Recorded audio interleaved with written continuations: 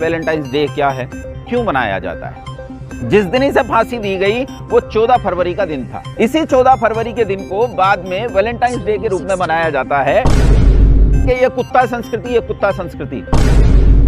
जैसे कुत्ते आपस में व्यभिचार करते हैं वैसे ही स्त्री और पुरुष करते हैं। इसी का नाम वैलेंटाइंस डे है। अपनी संस्कृति में लौटें, परिवारों को मजबूत करें, परिवारों को मजबूत बनाएं।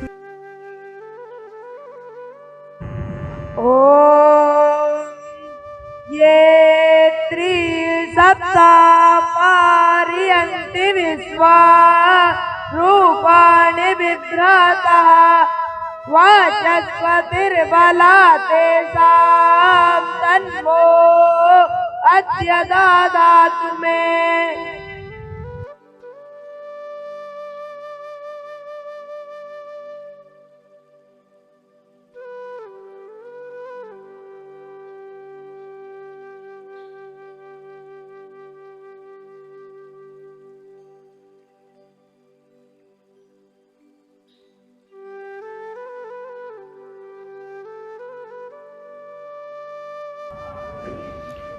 नमस्ते मित्रों, आज हम लोग चर्चा करने वाले हैं। फरवरी चल रही है और अब एक आयोजन होगा 7-8 दिन तक। इस आयोजन का नाम है वैलेंटाइंस डे। असल में पहले ये 1 दिन तक मनाया जाता था, लेकिन आजकल इसका पूरा पखवाड़ा कर दिया गया है और पूरे पखवाड़े पर इस वैलेंटाइंस डे को मनाया जाता है। तो आज वैलेंटाइंस डे पर हम थोड़ी सी चर्चा करेंगे, संक्षिप्त चर्चा करेंगे। वैलेंटाइंस डे क्या है, क्यों मनाया जाता है।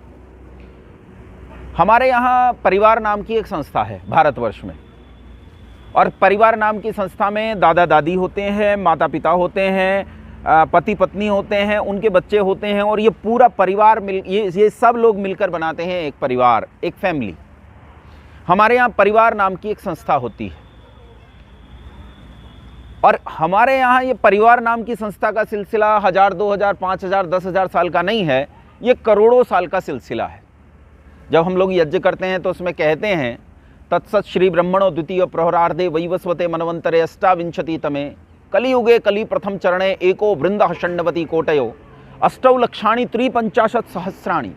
हम कहते हैं 1 अरब 96 करोड़ 8,53,000 साल से हम ये यज्ञ कर रहे हैं, और जब से यज्ञ कर रहे हैं तब से हमारी संस्कृति है। इसी संस्कृति में परिवार नाम की संस्था लंबे समय से चली आ रही है। लेकिन कुछ लोगों का मानना है कि दुनिया में ऐसे लोग हैं जिनका विकास बंदरों से हुआ, हमारा तो नहीं हुआ। हमारे तो माता पिता मनुष्य ही थे। हमारी परंपरा मनुष्यों की परंपरा है। हमारे यहाँ बंदर से कभी मनुष्य नहीं बने। पूरे देश में ऐसा कोई इतिहास नहीं, ऐसा कोई प्रकरण नहीं जहाँ बंदरों से मनुष्य बने हों। लेकिन ऐसी संस्कृति और सभ्यताएं भी हैं जहाँ बंदरों से मनुष्यों का विकास हुआ है, बंदर से मनुष्य बने हैं। तो शायद बंदरों से उतरकर जब ये जमीन पर आए होंगे और थोड़े थोड़े मनुष्य बनने शुरू हुए होंगे, तो इन लोगों में यदि आप जाकर देखो यूरोप में, तो वहाँ प्रारंभ में इतिहास उठाकर पढ़ो तो परिवार नाम की कोई संस्था नहीं थी। उनमें विवाह नहीं होता था, और विवाह नहीं होने पर ये लोग आपस में मैथुन करते थे, स्त्री और पुरुष, और संतान पैदा करते थे। लेकिन इस संतान का पालन पोषण माता पिता नहीं करते थे, और जब बालक का पालन पोषण माता पिता ने नहीं किया तो जब बालक बड़े हो जाते थे तो ये बूढ़े माता पिता का पालन पोषण नहीं करते थे। इसीलिए अंग्रेजों के यहाँ 2 संस्थाएं परिवार नहीं होने के कारण, परिवार नाम की संस्था नहीं होने के कारण 2 नई संस्थाओं ने जन्म लिया। एक का नाम है ओल्ड एज हाउस और दूसरी है कॉन्वेंट स्कूल। कॉन्वेंट स्कूल वो है जहाँ ये अनाथ बच्चे पढ़ते थे। माता पिता तो पालते नहीं तो अनाथ हो गए। ऐसे जिनका नाथ नहीं था, ऐसे अनाथ बच्चे इन्हीं कॉन्वेंट स्कूल में पढ़ते थे। इन्हें कॉन्वेंट स्कूल कहा जाता है। और ओल्ड एज हाउसेज में वो माता पिता जाते थे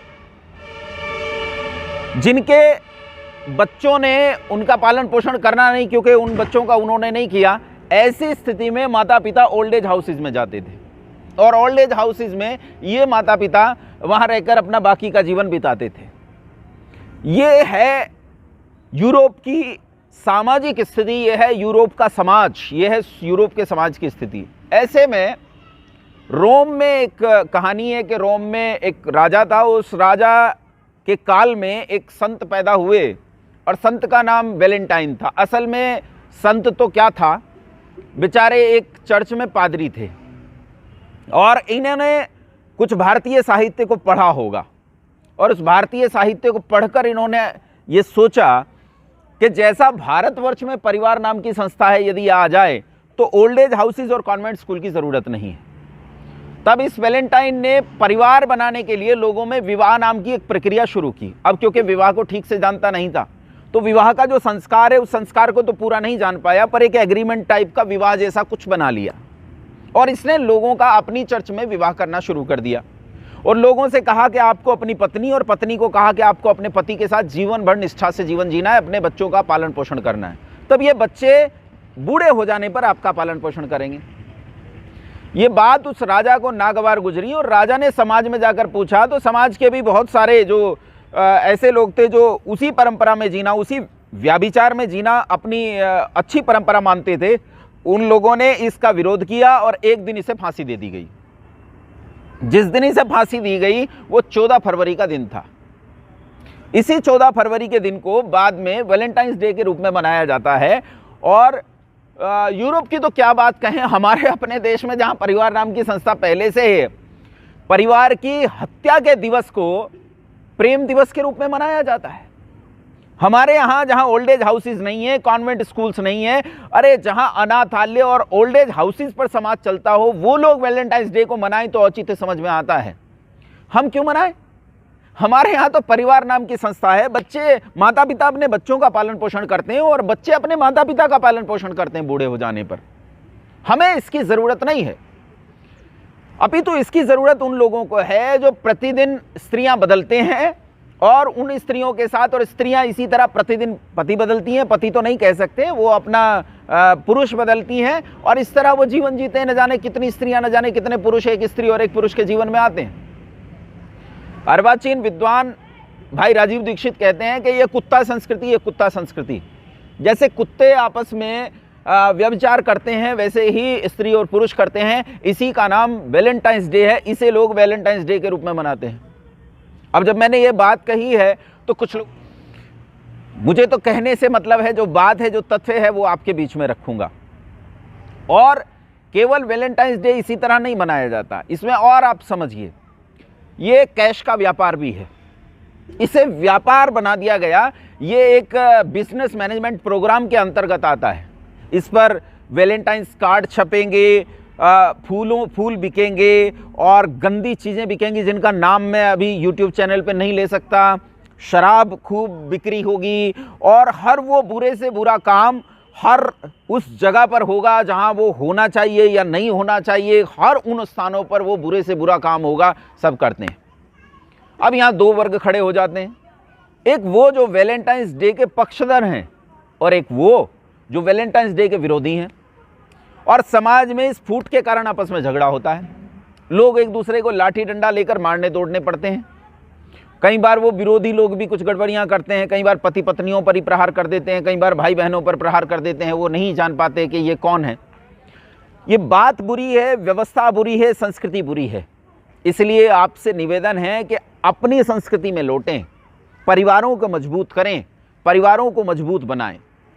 अगर हम परिवार नाम की संस्था को नहीं बचा सके तो ऐसे न जाने कितने वैलेंटाइंस डे जैसी गंदी परंपराएं हमारे समाज में फैलेंगी। और मेरा काम था कहने का, क्योंकि सांख्य दर्शनकार कहते हैं उपदेशो उपदेष्टृत्वात् तत्सिद्धि इतरथांध परंपरा। जब ठीक ठीक उपदेश के कहने वाले और ठीक ठीक उपदेश के सुनने वाले मौजूद न हो तो अंध परंपराएं फैलती हैं। इसलिए मेरा काम था कि मैं कहूँ जरूर, कोई अच्छा माने या बुरा माने, मेरा कहना औचित्य बनता है। 14 फरवरी को आप बहुत उल्लास के साथ मनाते हैं। 14 फरवरी जब आती है तो मुझे इससे पहले एक और बात समझ में आती है। 14 फरवरी से पहले अगर आपको 14 तारीख ही मनानी है, 14 फरवरी मनानी है, तो आप 3 महीने पहले आइए। फरवरी छोड़िए, जनवरी छोड़िए, दिसंबर छोड़िए, नवंबर में आइए। 14 नवंबर। आपने नाम सुने होंगे, 2 बड़े नाम, भगत सिंह और बटुकेश्वर दत्त। इन्होंने 29 में, ये शायद जून 29 की बात है, इन्होंने असेंबली में बम फेंका था। उससे पहले दिसंबर 28 में सैंडर्स की हत्या की थी, लाला लाजपत राय की हत्या के दंड के स्वरूप उन्होंने हत्या की थी उनकी, उन्हें दंड दिया था, दंडित किया था सैंडर्स को। और उसके बाद 29 में जून में इन्होंने असेंबली में बम फेंका था। तब पंडित मदन मोहन मालवीय ने भगत सिंह को छुड़ाने के लिए, बटुकेश्वर दत्त, राजगुरु और सुखदेव को छुड़ाने के लिए उन्होंने एक हस्ताक्षर अभियान चलाया था। ये 14 फरवरी को चलाया था। उन्होंने उस समय के जो वायसराय थे इरविन, उनसे गुजारिश की थी कि इन लड़कों ने जो कुछ किया है वो अपने लिए नहीं किया, अपने सुख के लिए नहीं किया, अपितु इन्होंने पूरे देश की प्रजा के सुख के लिए किया है, इसलिए इन्हें छोड़ दिया जाए, इन पर ये अन्याय न किया जाए। हालांकि अपने आप को इस देश के पिताजी कहने वाले और महात्मा की उपाधि लेने वाले, महात्मा, बापू और पता नहीं किन किन अलंकरणों से विभूषित होने वाले कुछ वृद्धों और वरिष्ठों ने उस हस्ताक्षर अभियान पर हस्ताक्षर करने से मना कर दिया था। उन्हें नोआखाली की हिंसा 1946 में जो मारकाट हुई वो हिंसा नहीं लगी, ये हिंसा लगी कि भगत सिंह आदि ने असेंबली में बिना किसी को नुकसान पहुंचाए एक बम फेंका ताकि अंग्रेज सरकार के कान खुल सकें। आपको मनाना ही है तो 14 नवंबर मनाइए, ये 14 तारीख मनाने का औचित्य हो सकता है। तो मित्रों, मैंने थोड़ी सी बात आप लोगों से साझा की, उम्मीद करता हूँ समझ में आई होगी। फिर भी आपके जो प्रश्न होंगे उन प्रश्नों का हमेशा उत्तर देने के लिए मैं प्रस्तुत रहूँगा। बहुत धन्यवाद, नमस्ते।